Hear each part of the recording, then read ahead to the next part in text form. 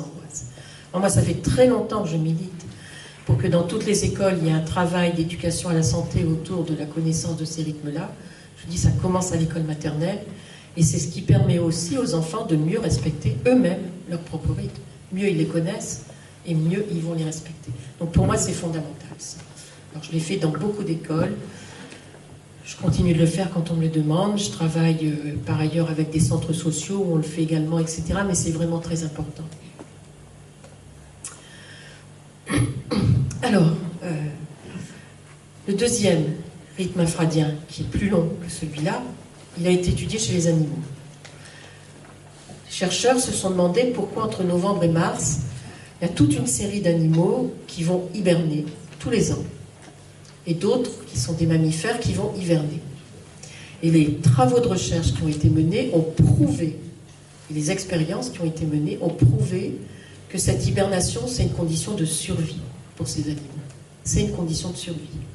On ne doit pas réveiller un animal hibernant. Si on le réveille, on est obligé de l'alimenter artificiellement. Parce qu'on l'oblige à dépenser subitement toutes les ressources qu'il a stockées, il ne peut pas en stocker lui-même. Donc il en meurt. Donc c'est une condition de survie. J'ai dit qu'il y a des grands mammifères qui hivernent. Et nous ne sommes rien d'autre que des grands mammifères. Alors j'entends bien que si vous demandiez à tous vos chefs respectifs d'aller hiberner tous les ans, pas bien sûr que ce soit accepté. Je me dis même qu'on n'a peut-être jamais essayé, que c'est pour ça que ça ne se fait pas.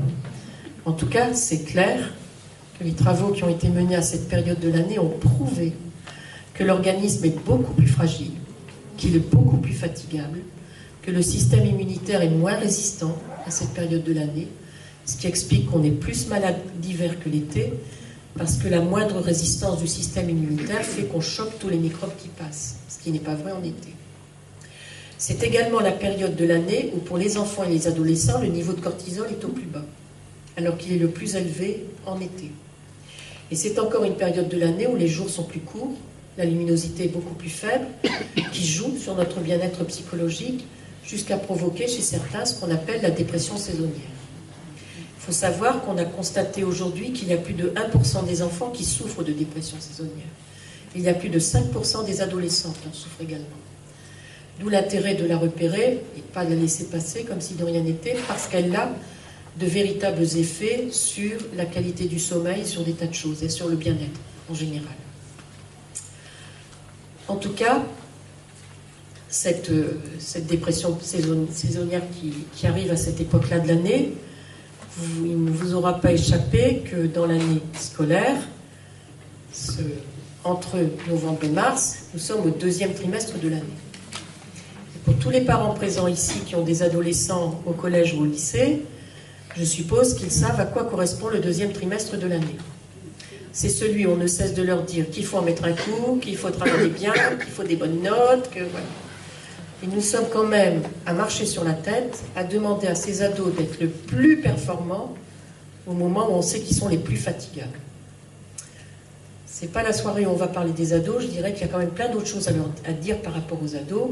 Je dirais quand même que, par exemple, on sait depuis très longtemps qu'il y a à cette époque de leur vie ce que l'on appelle un retard de phase physiologique, qui fait que toutes leurs horloges sont décalées d'au moins 1 heure.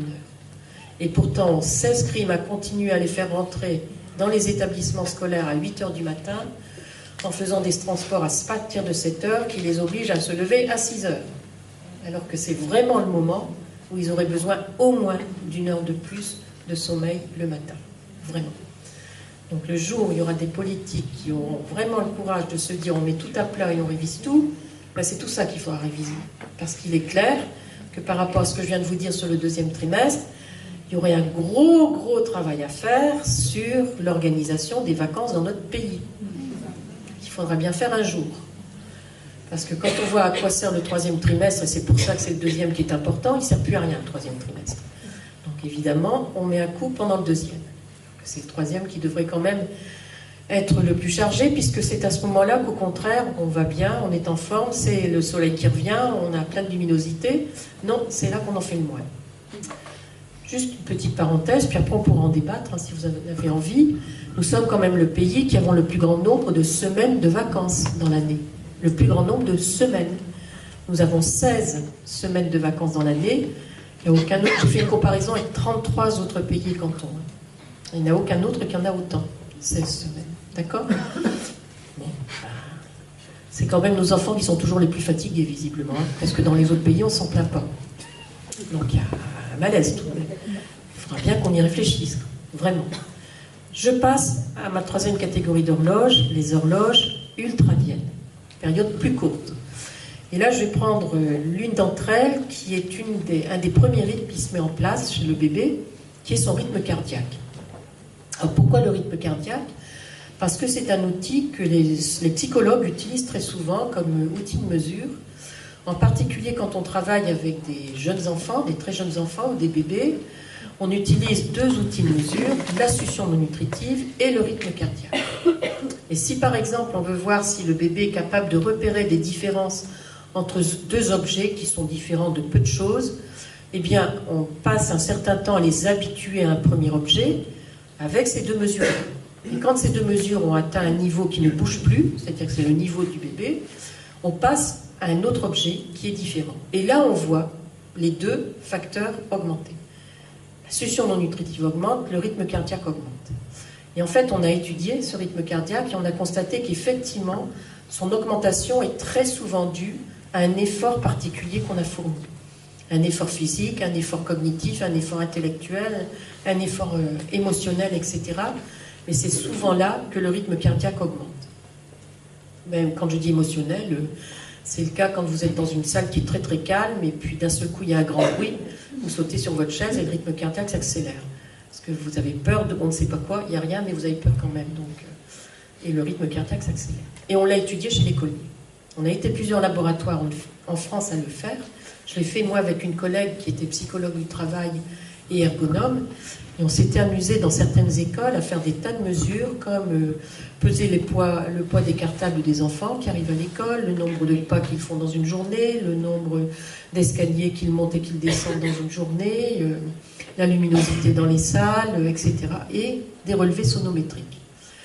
Et quand on a fait ces relevés sonométriques, on a quand même été surpris de constater qu'il y a un moment particulier de la journée où ce relevé, il explose. C'est le moment du repas.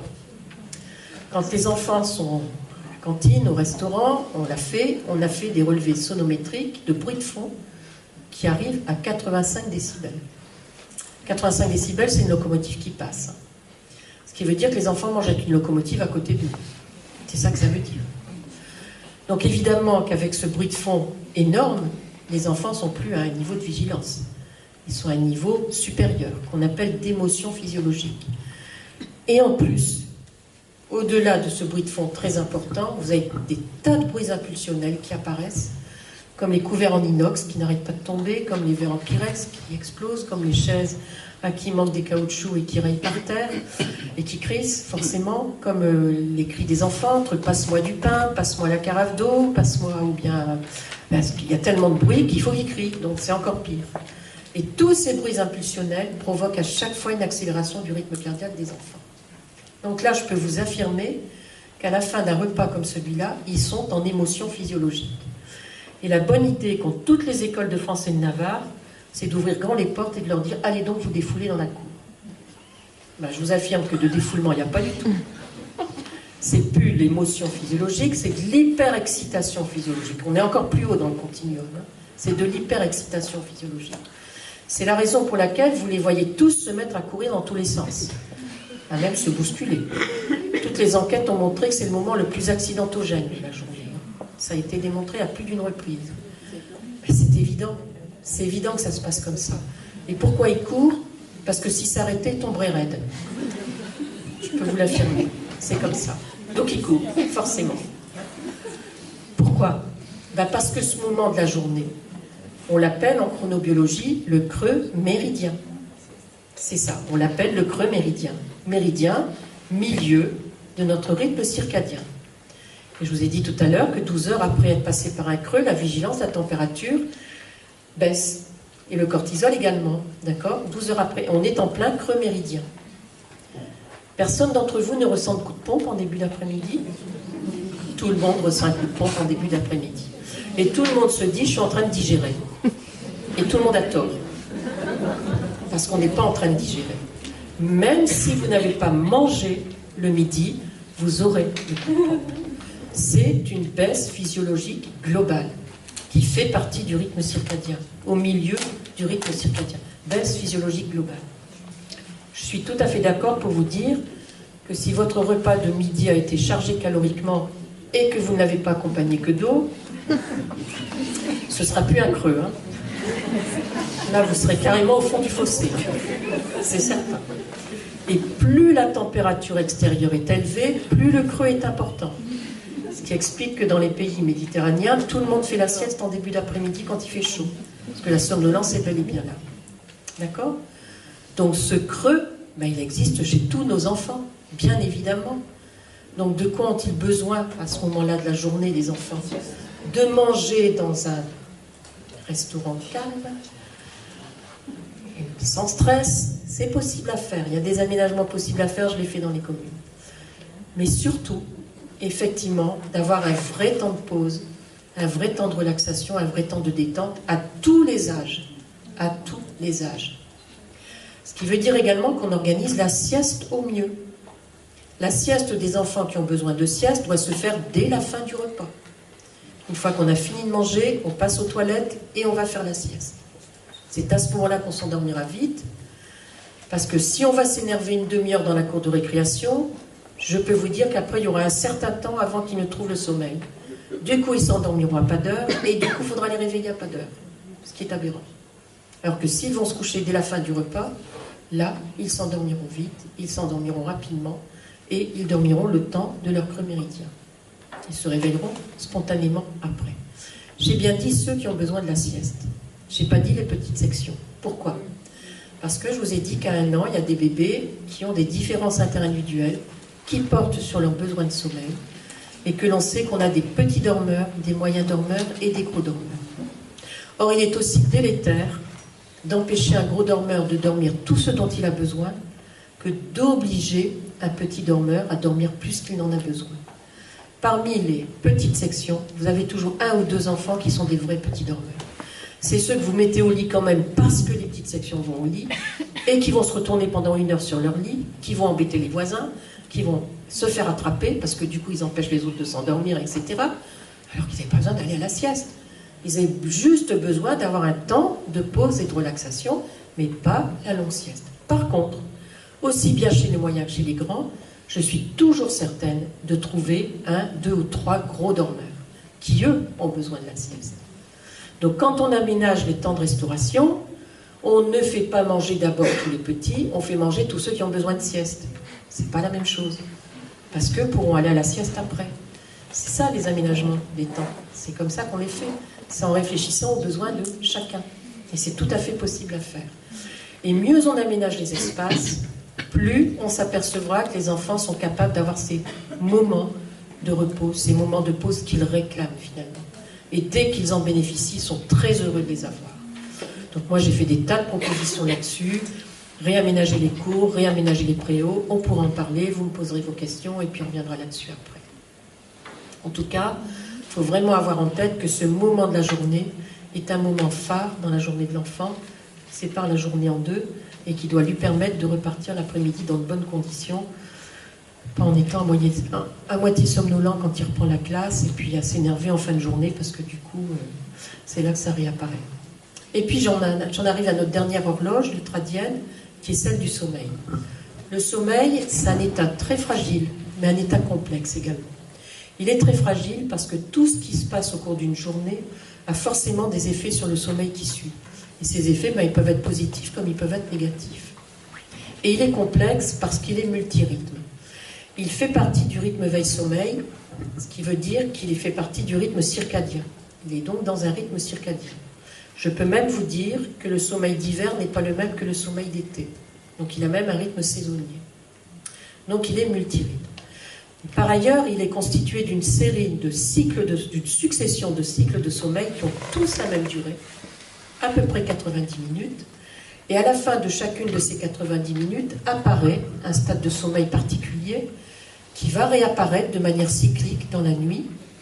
Et c'est la réapparition cyclique de ce stade de sommeil qui fait dire du sommeil qu'il a une rythmicité ultradienne. J'ai dit 90 minutes pour les cycles, c'est vrai pour tout le monde à partir d'environ 3 ans. Chez les plus jeunes, les cycles de sommeil ne font environ que 60 minutes. Et c'est pour ça que le creux méridien, la sieste, les enfants peuvent faire 2 heures parce qu'ils font 2 cycles à ce moment-là. D'accord? 2 fois 60 minutes, 2 heures. Le cycle de sommeil ont tous la même durée, mais ce que l'on sait également, c'est que leurs contenus ne sont pas les mêmes en début de nuit et en fin de nuit. Ce ne sont pas les mêmes. C'est ça qui est compliqué. Le premier cycle de sommeil, il apparaît quand notre endormissement apparaît. Je vous ai dit que l'endormissement était dépendant de la mise en route de la synthèse de mélatonine, et que la mélatonine est une hormone très étudiée par les chercheurs à l'heure actuelle.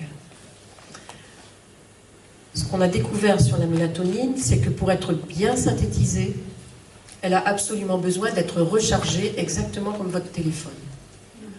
Pour être rechargée, elle a besoin de lumière naturelle. Ce qui veut tout simplement dire que tous les jours de l'année, quels qu'ils soient, il faut qu'on ait un minimum de 30 minutes de luminosité naturelle pour être sûr de recharger notre mélatonine. La dépression saisonnière, qui pose problème à certains, est due au fait que certaines personnes partent le matin, il fait noir, s'enferment dans un bureau, ils ressortent, il fait noir.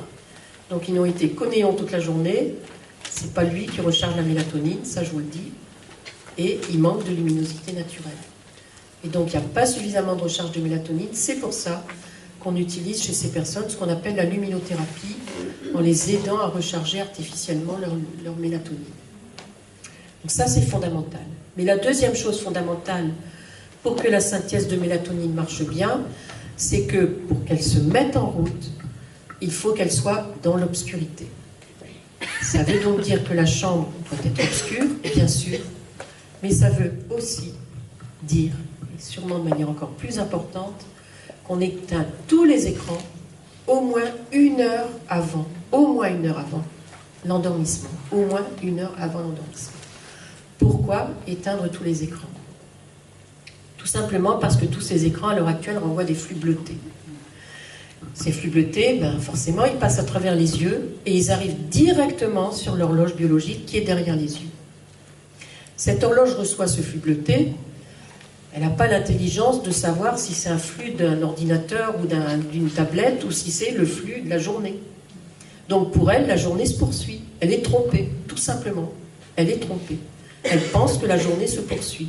Du coup, elle n'envoie pas les bons messages aux horloges périphériques. C'est pourquoi je vous disais tout à l'heure que quand vous êtes devant votre écran, que bien qu'ayant senti le frisson et ayant bâillé, 10 minutes après, vous êtes content de vous parce que c'est reparti. C'est de l'activation complètement artificielle. Complètement artificielle. C'est cette horloge qui a dysfonctionné et qui continue de vous éveiller artificiellement. Et du coup, vous serez en manque de sommeil parce qu'il y aura une partie du sommeil qui aura échappé. Donc ça, c'est vraiment fondamental. Je peux vous affirmer que je travaille, y compris avec des ados, puisque je travaille dans des lycées professionnels, où je leur explique ces choses-là, et où ils prennent conscience de pourquoi ils sont aussi fatigués qu'ils le disent, et que quand ils arrivent à 8 h le matin, c'est des vrais zombies.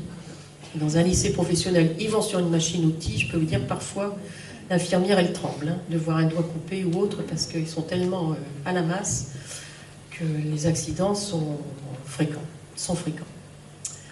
Donc c'est fort, fort important pour les enfants, pour les adolescents, mais pour tout le monde aussi. Et comme j'ai travaillé en maternelle là-dessus, je l'ai expliqué aux enfants, et c'est un petit garçon de maternelle qui m'a dit « Ah ben moi je le dirai à papa, maman, ils vont éteindre leur télé. » Je me suis dit « Très bien, continue. » Nous avons enfin fait de la bonne éducation à la santé. Donc on s'endort à la bonne heure, on passe par notre premier cycle de sommeil. Il va durer 90 minutes. Il est pratiquement entièrement chargé de 2 stades de sommeil, sommeil profond, sommeil très profond. D'accord? Qui sont des sommeils très importants, puisque c'est au cours du sommeil très profond qu'est sécrétée l'hormone de croissance, qui permet aux enfants de grandir, bien évidemment, mais qui a aussi tout un rôle actif sur l'organisme de tout un chacun.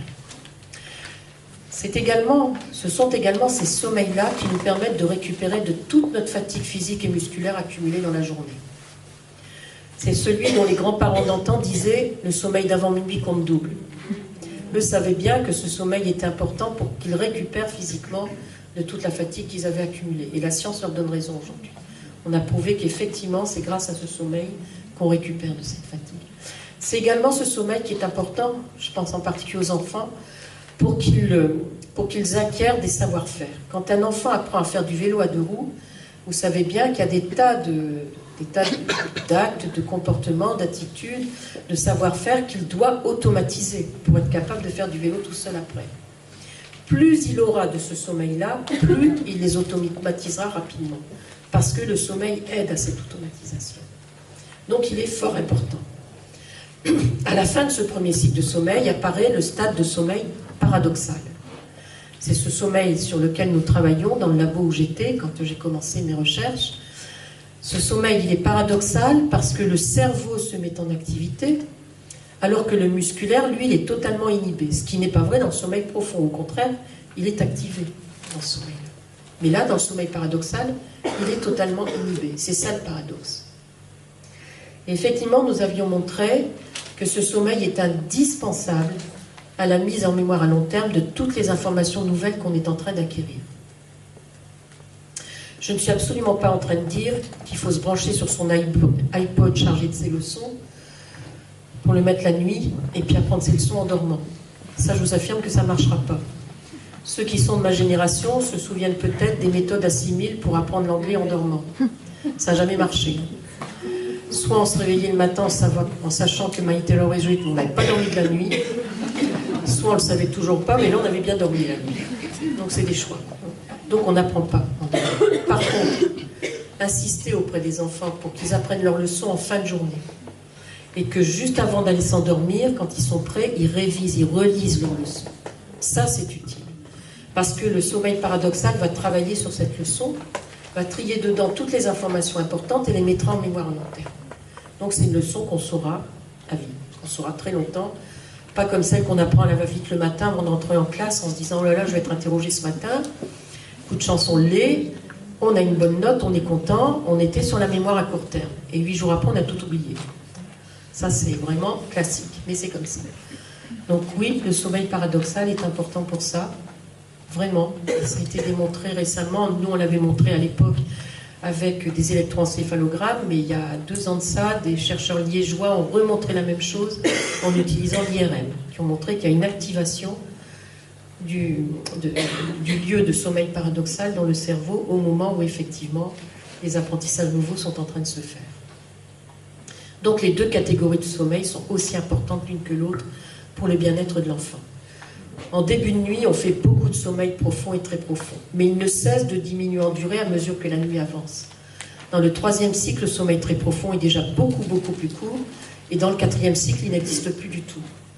C'est l'inverse pour le sommeil paradoxal, qui apparaît d'abord brièvement et qui ne cesse d'augmenter en durée tout au long de la nuit, jusqu'à être long encore dans le dernier cycle de nuit. Comme c'est souvent le sommeil qu'on appelle sommeil de rêve, parce qu'effectivement on y fait des rêves absolument farfelus, on en fait d'autres dans le sommeil